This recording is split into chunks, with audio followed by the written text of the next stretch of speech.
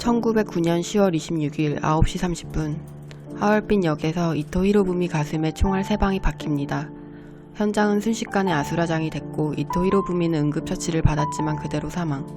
안중근 의사는 현장에서 당당히 체포됐는데 이 소식을 들은 안중근 의사의 어머니는 아들에게 일본의 목숨을 구걸하지 말고 나라를 위해 죽으라.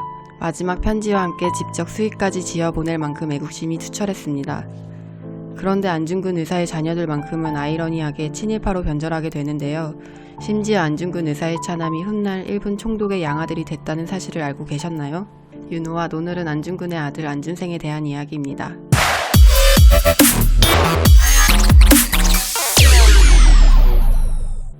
안중근 의사 사망 후 남은 가족들은 일본의 감시와 핍박 속에서 불안한 삶을 이어가야 했습니다.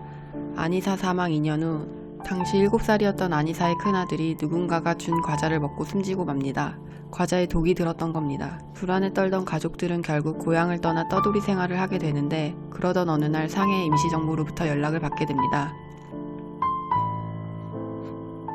중국 상해 땅으로 온 안이사의 유족들은 임시정부의 보호를 받으며 그제서야 처음으로 편안한 삶을 살게 됩니다. 하지만 행복도 잠시. 윤봉길 이사의 도시락 폭탄 사건으로 김구와 임시정부를 찾아내려는 일본의 탄압이 거세지면서 임시정부가 상해를 떠나게 되자 안중근 의사의 가족은 연고도 없는 상해에서 또다시 불안한 처지에 놓이게 됩니다. 결국 일본군의 눈을 피해 살았던 안이사의 가족들은 일본군에게 발각되고 그때부터 지옥같은 삶이 시작됩니다. 일본군의 타겟이 된 아들 안준생은 30살이 넘을 때까지 제대로 된 밥벌이를 할 수 없었고 직장을 얻을 때마다 일본 경찰들이 들이닥쳐 해방놓기 일쑤였다고 합니다. 분명 영웅의 가족이었지만 힘없는 국가에서 독립투사 가족의 삶은 재앙이었습니다. 그렇게 일제의 탄압 속에서 안준생의 삶은 철저히 부서져 갔고 겨우 자파상을 열어 어렵게 살던 도중 마침내 올 것이 오고 말았습니다. 일본의 7대 총독인 미나미 총독이 안준생을 잡아들인 건데요.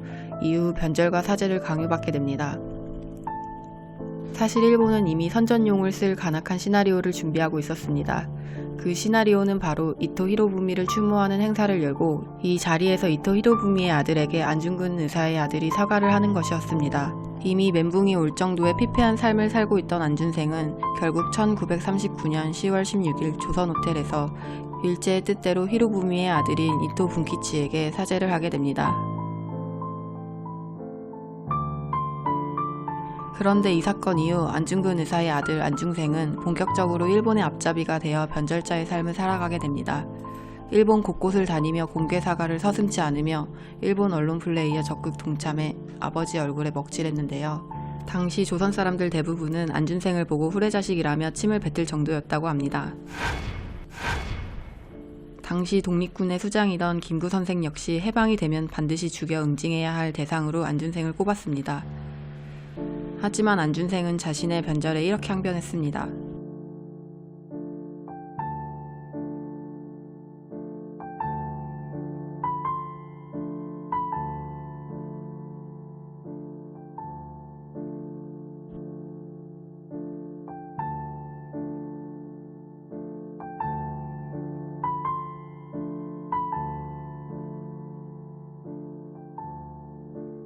그렇게 안준생은 아버지가 일본에 의해 처형당한 지 30년 만에 일본 총독의 양아들이 됩니다.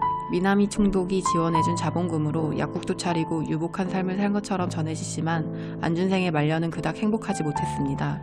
1945년 일제 패망 이후 안준생은 상해까지 들어온 중국 공산당을 피해 홍콩으로 이주하고 처자식들은 미국으로 보내 기러기 아빠 생활을 했으며 1951년 한국전쟁 와중에 국내로 혼자 귀국한 뒤 피난 도중 폐결핵을 앓다 쓸쓸히 죽음을 맞이했습니다.